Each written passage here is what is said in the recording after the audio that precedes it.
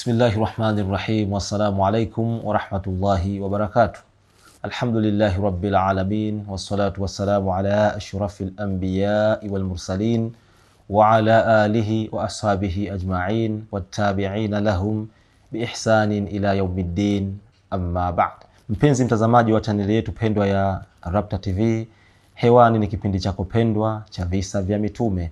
Naam, ahibati fillah, bado tunamzungumza bwana mtume Muhammad sallallahu alaihi wasallam, bado tunamwangalia bwana mtume Muhammad sallallahu alaihi wasallam. Tuliangalia hapo awali bwana mtume ni nani, amekuja kwa ajili ya jambo gani, lakini pia tuliona katika darasa lililopita vipi alipatikana bwana mtume Muhammad sallallahu alaihi wasallam, na mwishoni kabisa tulifunga kwa bwana mtume sallallahu alaihi wasallam tayari ameshazaliwa. Leo moja kwa moja tutaangalia vipi alinyonyeshwa bwana mtume Muhammad sallallahu alaihi wasallam. Waliomnyonyesha bwana mtume sallallahu alaihi wasallam walikuwa ni watatu. Wa kwanza kabisa ni mama yake, mama yetu mama Amina binti Wahbi, lakini wa pili ni Thuwaibatul Aslamiyya, na mtu wa tatu kumnyonyesha bwana mtume Muhammad sallallahu alaihi wasallam ni mama Halimatu Saadiyya. Na hili wanalieleza ulama asira kwa wa ardha'athu ba'da ummihi, na aliyemnyonyesha yeye baada mama yake Thuwaibatul Aslamiyya ni bibi Thuwaibatu al-Aslamiyya. Huyu alikuwa ni mtumishi, alikuwa mtumwa wa ami yake mtume sallallahu alaihi wasallam Abu Lahabi. Na hii nukta ni muhimu ichukue. Huyu Abu Lahabi tuliona katika darasa lililopita alimwacha baada kuambiwa kuwa amezaliwa bwana mtume sallallahu alaihi wasallam, alimwacha huru mtumwa wake Thuwaibatul Aslamiyya, akamwambia fa anti hurra, nenda kamlee bwana mtume. Na tunakuja kuona hata huko mbele kisa cha Abu Lahabi na bwana mtume sallallahu alaihi wasallam kilichopelekea mpaka kushuka suratul Lahabi.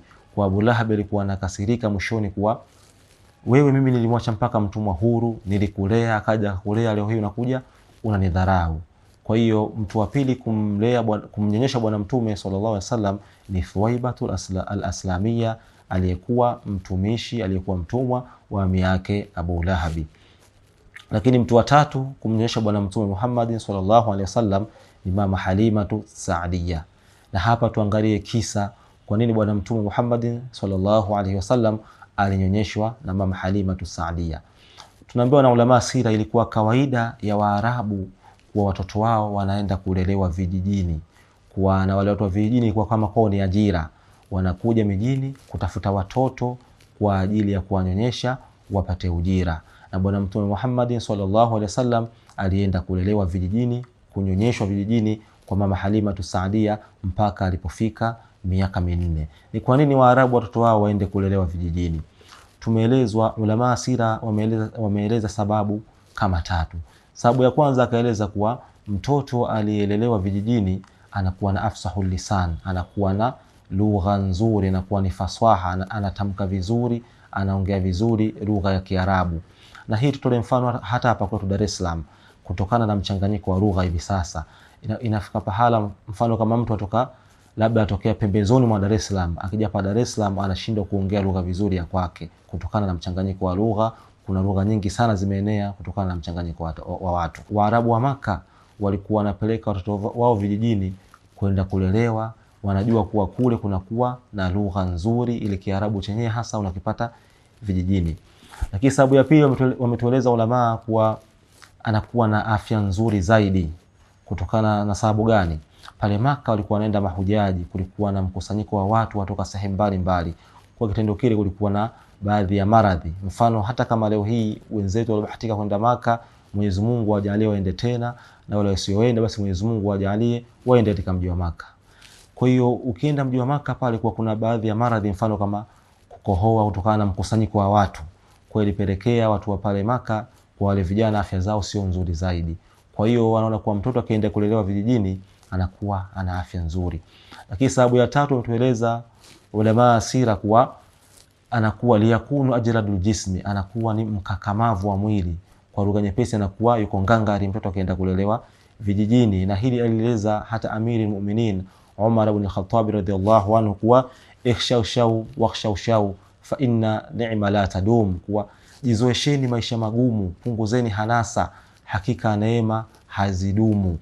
Kuna muda hata kama una kipando, acha kipando, tembea kwa mguu. Hii inakuzoesha kuwa neema siku zote hazidumu. Na ile kuonelea kuwa mtu akienda kulelewa vijijini kule, kuna baadhi ya maisha atakimbia, atatembea, atapanda milima, atafanya kazi hii. Kwa mtoto aliyelelewa vijijini anakuwa yupo ngangari. Ndio maana hata watu wa Maka wao walikuwa wanapeleka watoto zao kwenda kulelewa vijijini. Na hata bwana Mtume Muhammad sallallahu alaihi wasallam naye alienda kukulia vijijini kwa mama Halima Saadia mpaka alipofikia miaka 4. Je, ilikuwaje mama Halima Saadia kuja kumchukua bwana Mtume Muhammad sallallahu alaihi wasallam, na kwenye kumchukua yalitokea mambo gani, mwishoni itokea tukio gani? Endelea kuwa nasi Rapta Channel Mtindo Maisha. Vile vile usisahau kusubscribe, kushare, kulike na kucomment. Vile vile usisahau kutufuatilia kwenye mitandao yetu ya kijamii mingine ikiwepo YouTube, WhatsApp pamoja na Instagram, Rapta Channel Mtindo Maisha. Wassalamu alaikum wa rahmatullahi wa barakatuh.